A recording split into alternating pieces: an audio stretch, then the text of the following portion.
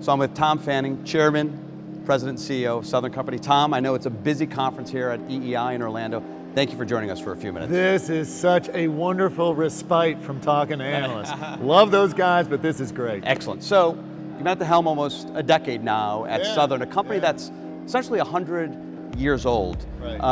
What are some of the challenges for the industry overall? And more importantly, what are some of the opportunities for Southern Company going forward? Southern Company has always had the posture of being one of the leading voices in energy policy. And so I think with kind of the portfolio of activity that we've had, it's been really important to fulfill that mission. For example, we're the only company now building new nuclear in America. We're reaching the final stages of that. We've been leading. I think we were the first company to commit to low to no carbon in the future. So we've been transitioning the fleet. Before I took over, something like 70% of our energy came from coal. And we're about the size, from energy production standpoint, of the nation of Australia. Now that 70 is about 23. We're the largest consumer of natural gas. About half of our energy now comes from natural gas. We're building new nuclear. We've added renewables from 0 now to about 11%. So it's been an exciting time. So, I've noticed at the conference the future of energy and cleaner energy. You talked about it a little bit, but you have big goals. 2030, 50% reduction in greenhouse gases. I think we'll beat the daylights out of that. We're already... It's 2020 next year, Tom. Well, listen, we're already down 37%. And every iteration of our integrated resource plan shows improvement beyond what we thought when we set that goal in place in the first place. And then for 2050, carbon free? So it really depends. Two things really will drive an acceleration of that goal. One is something I'm very proud of. Southern Company is the only company in our industry that does proprietary, robust research and development. We don't do rhetoric, we solve problems. And one of the things that we need to do is think about ways to advance the idea of storage in America. And the other that will impact this 2050 goal is find ways to capture carbon.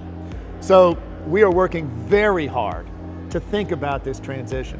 And you should know that this transcends some corporate strategy. My lead director at Southern Company is Steve Specker, who used to be CEO of GE Nuclear. He used to be CEO of EPRI, the Electric Power Research Institute. Southern's the biggest funder of EPRI.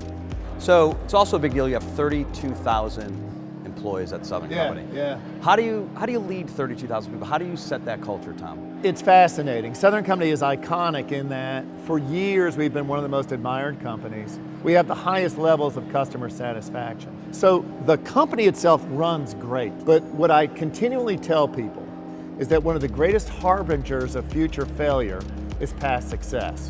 And you always have to reinvent yourself.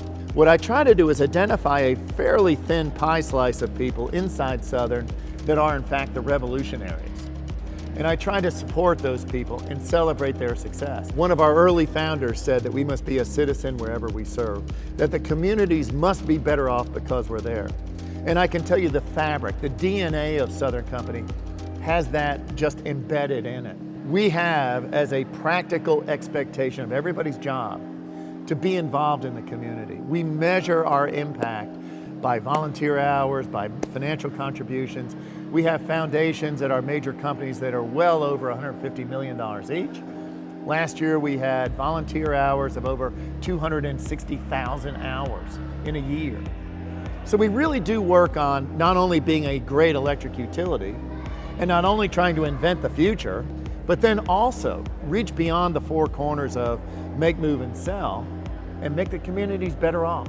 Reach to all our constituents. That's been important to us. Shareholders and stakeholders are not mutually exclusive. You could share those. It is an and proposition. Yes. It is a false choice to say that's an or proposition.